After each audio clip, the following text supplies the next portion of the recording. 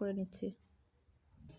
এখন আবারও ডোটাকে ভালোভাবে মথে নিয়ে লম্বা করে শেপ দিচ্ছি।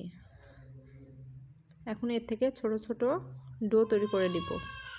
সবগুলো ডো এভাবে কেটে নিলে একদম সমান পারফেক্টভাবে হবে, সেজন্য আমি এভাবে কেটে নিচ্ছি।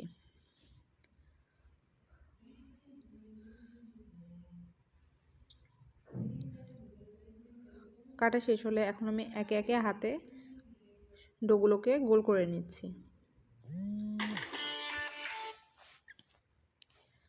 গোল করা শেষ হলে আমি এখানে রুটিগুলো বেলে নিচ্ছি। ছোট করে রুটিগুলো বেলছি।